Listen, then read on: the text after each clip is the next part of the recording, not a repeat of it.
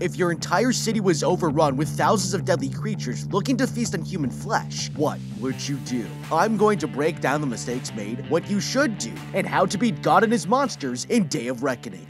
This father is going to lose almost everyone he gets close to. This group of coworkers are celebrating someone's birthday at a refinery when they spot a shadow emerging from one of the shafts they have drilled deep into the earth. Suddenly, a massive bird-like creature emerges and kills the birthday boy. This thing is ugly and looks like an ancient predator with instincts to kill. More creatures emerge and tear apart everyone in the office. Then, thousands of these beasts pour out of the depths of the earth and attack major cities all around the world. There are endless types of creatures both flying and crawling, each as grotesque and vicious as the others.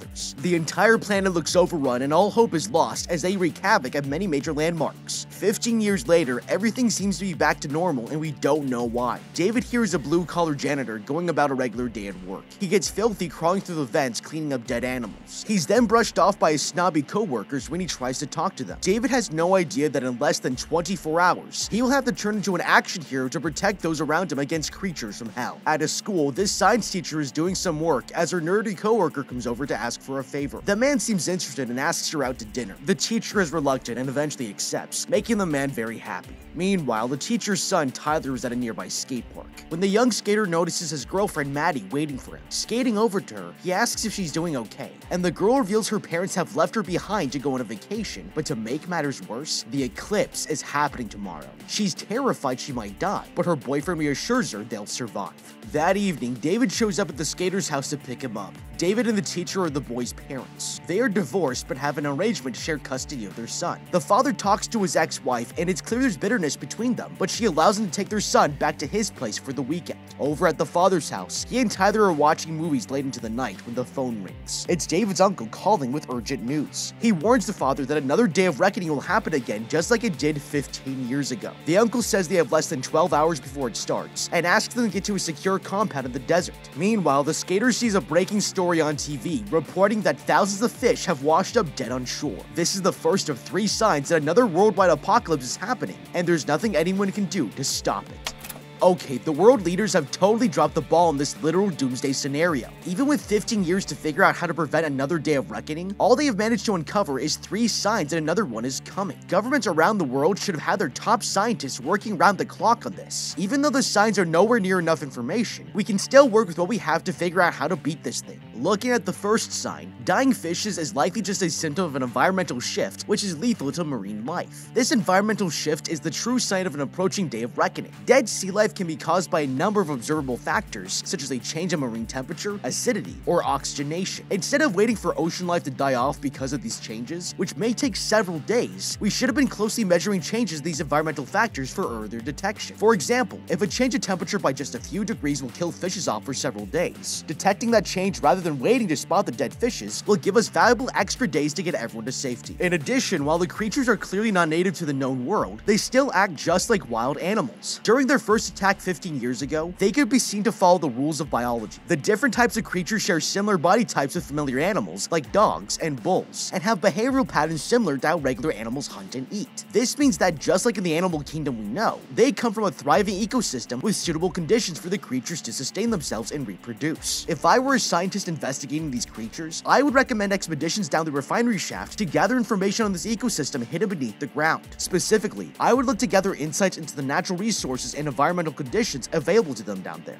This is valuable information the human race could use to upset the balance of their ecosystem, such as by introducing invasive species or using chemical weapons to taint the food and water supply. This limits the resources they will need to survive and would mean less of these creatures will live into adulthood to reproduce. Whatever babies they produce are also far less likely to survive infancy. If we can drive these creatures to the brink of extinction in their own subterranean world, they would pose far less of a threat if they ever attack the surface again. Any remaining creatures who still dare to show their faces on the surface will be weakened and far less in number, allowing our military to more easily pick them off. The next morning, the teacher calls David to beg her ex to bring their son back to her. She insists that her new boyfriend, the nerdy co-worker, has arranged for them all to take refuge at a safe zone set up by the military. The father agrees and goes to look for his son, but finds that he has sneaked off to meet up with his girlfriend. Tyler has gone to meet her in a nearby park, and as they talk, they see the sky suddenly fill with fleeing birds. This mass migration of avian life is the second of 3 signs that another day of reckoning is approaching. The couple start to panic and run out of the park looking for safety, but are luckily found by Tyler's parents. They know that the creatures are going to return soon, and agree to hide out the military safe zone, driving away in the nerdy boyfriend's car as fast as they can. At the same time, the apocalypse has already begun at the old refinery. The military is now guarding the shaft into the Earth's core as a gateway for dangerous creatures. At that moment, dog-like creatures with spikes all over their backs emerge and kill this worker. The soldiers fire at it with automatic rifles, but their guns hardly seem to do any damage, and the creature pounces at them. Later, the family drives through the congested roadways as everyone is looking to flee the city. They see several people in the streets dressed strangely and carrying signs that the end of the world is approaching. The father and his ex's nerdy boyfriend have an argument about if they should continue to the military safe zone or go to the safe bunker in the desert David's uncle had invited him to the previous night. Neither option seems like a guarantee, but the nerdy coworker insists that he has secured spots for all of them at the safe zone, and they agree to carry on. This is their biggest mistake, and after a short car ride, they finally arrive. It's pandemonium, with hordes of people rushing and begging to be let in. At the gates, the soldier announces the zone is almost full, and they can only accept women and children. The nerdy coworker insists that he had made previous arrangements for all 5 of them to get in, but it's no use. Him and David are turned away to fend for themselves as the teacher, the skater, and his girlfriend are let in. The father assures his son that he'll be alright on his own and will be able to find another safe place, but Tyler here is overrun with worry and can't bear to leave. He rushes back out of the safe zone to hug his father, and the 2 women rush out after him to change his mind. Just then, the safe zone reaches full capacity. The soldiers have stopped letting people enter and will kill anyone who tries to force their way in. These 5 survivors are completely on their own, with hell on earth about to be unleashed on them.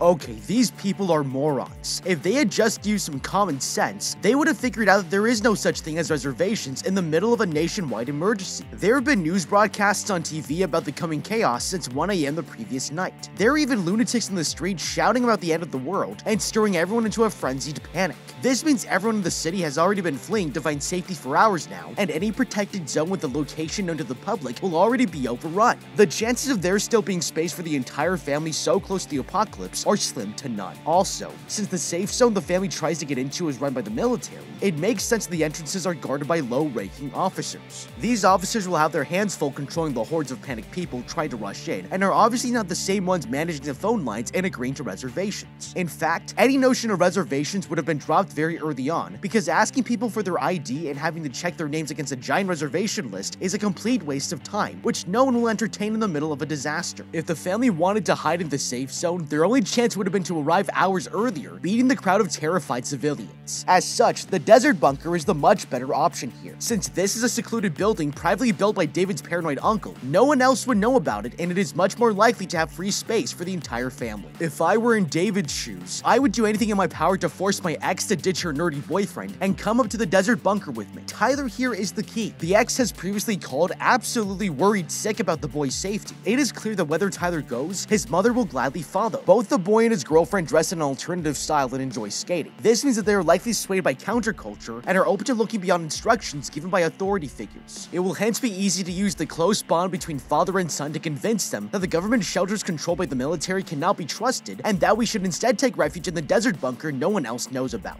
Once the teens are on board, we can drive towards the bunker as quickly as possible. That way, by the time the teacher and her boyfriend catches up with us, it would simply be more convenient to make it the rest of the way to the bunker. The teacher wants to stick with her son, and will agree to follow us anywhere as long as the boy is already convinced about the bunker idea. The group drives up to the school and tries to get inside to take cover, but that's when a solar eclipse hits. This is the third and final sign that the day of reckoning is here. Sure enough, countless creatures pour out of the ground and run rampant in the streets. They start killing everyone they encounter, and the human race looks totally defenseless against these vicious monsters. Unable to find a way into the school, the group try to get back into the car, but David and the nerdy coworker start fighting over who should drive. The nerd punches David, when suddenly one of the bird creatures digs its talons into his shoulders and swoops the man up. The family watches helplessly as the poor man is killed in midair. That makes 1 survivor down, with 8 more to go. The family drives away, resolving to reach the desert bunker David's uncle had promised. According to the news, the creatures have very few weaknesses, but simple salt is lethal to them. The group travels down an empty waterway and encounters several abandoned vehicles nearby, but quickly realizes that something is very wrong. The car has run out of gas, and they are in the middle of nowhere. The father tells his family to lock themselves in the car as he gets out to look for another vehicle. He finds an unlocked car and gets in, discovering that the driver is hiding in the back seat. The man tells David to stay quiet and points at a bull-like creature eating a corpse nearby. David quietly maneuvers the new car close to where his family is trapped and signals for them to sneak into the new vehicle. The creature takes notice and looks ready to attack, but the driver charges out and throws salt at it, hoping to slow it down. It doesn't work. The creature charges the driver and mauls the man, killing him instantly. That makes 2 survivors down, with 7 more to go. Using the new vehicle, the family make it to the desert bunker and find it locked. They bang on the door and wave to the cameras on the bunker's roof, but there is no response. They grow worried that the uncle isn't even inside and no one can save them. With the creatures coming soon, the family grows more desperate and start hitting the metal door with rocks and trying to break a window on the side of the building. Nothing budges. At the worst possible time, things take a drastic turn. They hear a terrifying noise in the distance and look up to see hundreds of demonic creatures charging straight for them down a hill. They are completely outnumbered and have no big weapons to protect themselves. Not willing to go down without a fight, the father arms himself with a crowbar and turns towards the onslaught, ready to face these overwhelming odds himself, even though he has a 0% chance to survive.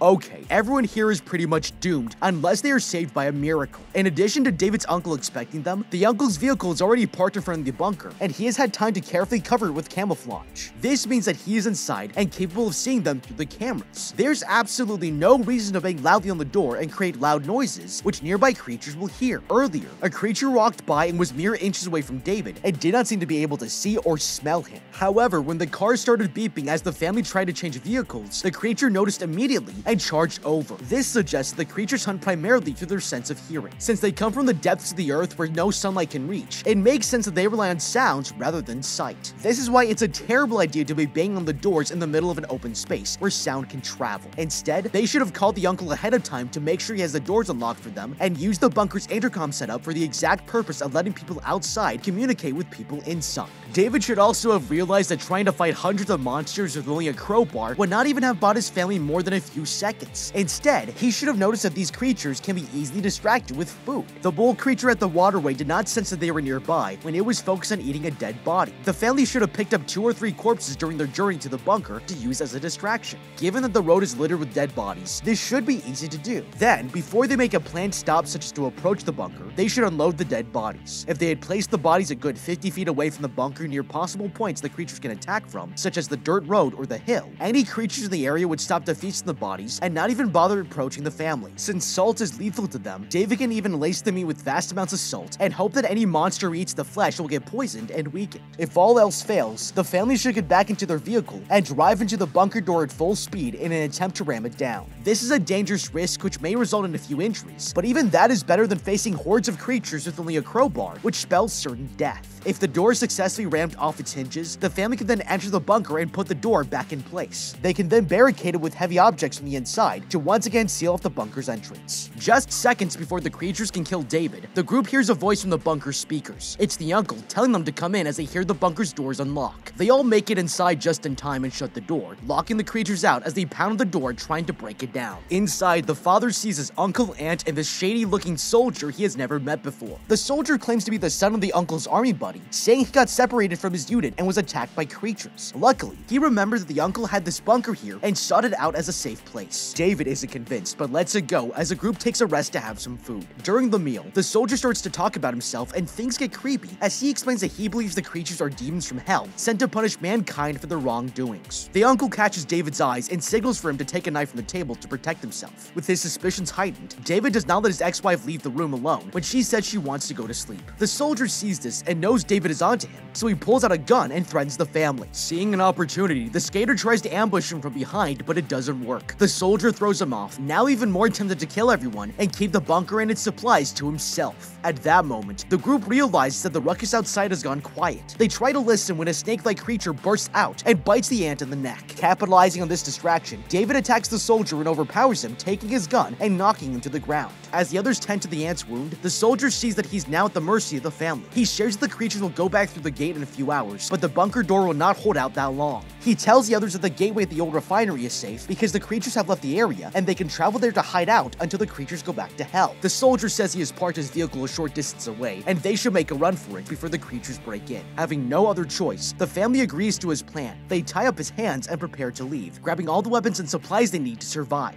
As the others head out, David opens the door, causing the demons to come pouring into the bunker. This humanoid creature charges him, but the father sprays it with a fire extinguisher and slows it down to get away just in time.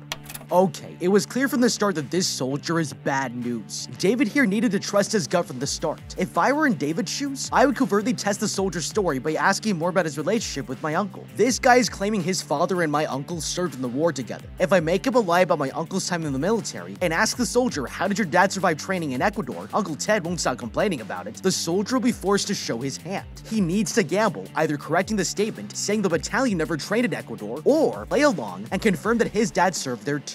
This lets us catch him in a lie about his cover story. Since we outnumber him 6-1, it will then become far easier to plan to catch him off guard. As long as the soldier continues to believe we do not suspect him, he will try to act like everything is normal so as to not arouse suspicion. The guy isn't even holding his weapon while he's eating, and he lets people like this ant come and go freely. I would pretend to walk to the pantry for more stew, then search the other room for a weapon I can use to ambush him from around the corner. The food preparation area is likely to have a number of knives or even boiling water that we can use to incapacitate him before he can reach for his gun. This guy held the uncle at gunpoint and clearly cannot be trusted. There is zero value allowing him to lead the family to his vehicle when the uncle's jeep is parked under camouflage right outside. Even with the creatures surrounding the bunker, it is less of a risk getting to the vehicle mere feet away than to trek hours through the wilderness for the soldier's vehicle. The soldier is completely expendable, and the family should have used him as bait. Once he is subdued, they should have tied up his hands and taped a mobile phone to his clothes. Then, they can force him out of the bunker's back door and set off a loud alarm on the phone. The alarm will draw the creatures to him and away from the front door. Without any weapons, the soldier will be forced to run as far away from the bunker as possible to escape, taking the creatures with them since they will be attracted to the alarm. This gives the family a prime opportunity to make a run for the uncle's jeep from the front door. Once they are in the vehicle, they are free to follow the soldier's plan of driving to the refinery or to find another safe location to lock themselves in till the horror subsides. Later, the group travel on foot along a dirt path towards the soldier's vehicle. Even though his hands are still tied up and the others don't allow him to carry a gun, the soldier leads the way.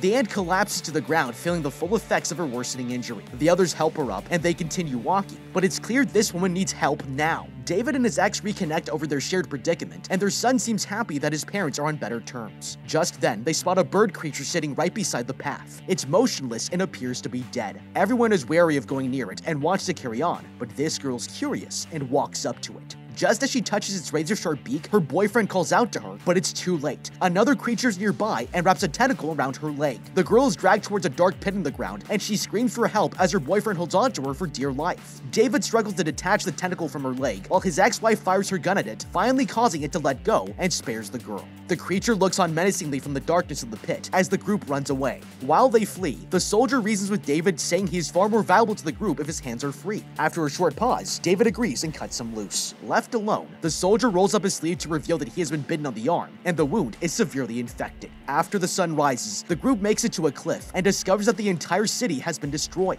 Buildings are leveled, and multiple places are on fire. They pause to mourn for the thousands of people who have no doubt perished in the chaos before continuing on their journey. Sometime later, they finally reach the soldier's jeep, but that's when a whole stampede of creatures appears at the top of the hill and begins to charge at the group. As they prepare to start the vehicle, the ant begins to succumb to her infection. She looks terrible, with the infection spreading to her eyes, making them bloodshot, and dark veins appear all over one side of her body. Suddenly losing control, she grabs her husband's gun and tries to shoot him, but he ducks away. She runs from the vehicle and he takes the gun from her, but it's no use, as the massive creatures completely overrun her. Her husband screams in anguish as his wife dies, and that makes 3 survivors down with 6 more to go. The creatures charge up to the vehicle, but it starts just in time, and the group drives off with the beasts hot on their trail. Okay, taking this infected woman with them at all was a death wish. David should have seen that the bite was visibly affecting her and altering her behavior. Since salt kills the creature, he can try to cure the woman with it. Giving her something to bite down on to numb the pain, David can try sprinkling salt in her wound to see if it kills the virus, causing the infection like how it kills the creatures. If that doesn't work, at least they have made an effort to save the woman. David can then explain to his family that they have no choice but to leave her behind. While it is sad to leave a loved one, it is clear that this woman is doomed no matter what, and the last thing she wants is to cause the death of her family. This way, she will still have time to say goodbye to her husband and family before the infection takes over her mind. This is a more peaceful ending than suddenly losing control in the middle of a crisis. Nonetheless, even if the ant starts to turn violent while out in the open, we can turn this into an advantage and use her proximity to the horde of creatures to send these monsters a deadly gift. The family should pull the pins out of these grenades they've collected from the bunker and load the infected woman up with them. This will buy precious time as the creatures advance on her, bringing the grenades right in the middle of them before they blow up. In case anyone else is at risk of infection, infection. David should also have insisted that everyone check each other for bites and infections even before the group left the bunker. This is important, as they're all going to be carrying weapons, and an infected survivor could easily turn their gun onto the others as they lose control. It is also completely unknown if getting infected would cause other dangerous effects, such as the infected person emitting scents that will lead more creatures to the group. The men and women can go into separate rooms, then completely strip down so they can examine each other and try to spot any suspicious bites. We are completely beyond modesty by this point, and having a stranger see your embarrassing tattoo is a small price to pay for survival. Without infected survivors to slow them down or turn on them at the worst moments, the family is far more likely to survive the trek out into the open they are planning.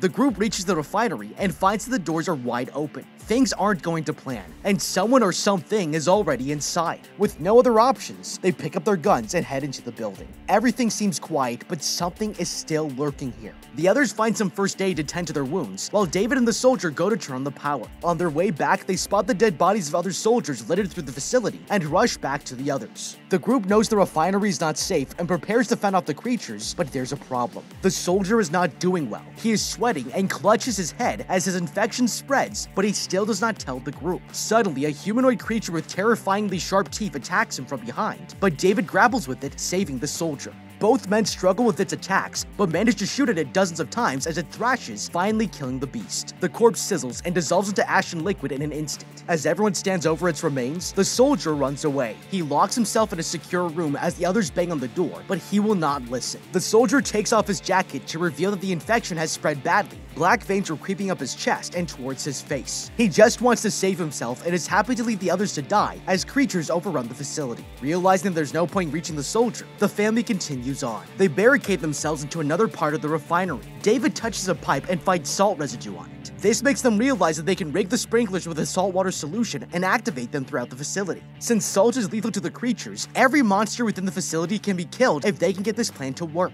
David heads off alone to activate the salt water while his family go to the control room where the sprinklers can be set off. He climbs a ladder and finds a valve to the saltwater circulation tank. He spots a creature feeding on a body nearby but turns the valve anyway, trying to keep as quiet as possible. It works. Salt water starts to fill the tank. David climbs into the air ducts to return to his family, but the creature has heard him. As the father crawls through the ducts, he hears clanging as the creature enters behind him and starts catching up. He tries to hurry, but it's too late. It's too quick and pounces at David, growling and clawing at his legs as the father tries to get away. David kicks it off, but realizes he has no other weapon. As a last resort, he takes his salt supply from his belt and throws it on the creature. It reacts immediately to the assault before screaming and disintegrates on the spot.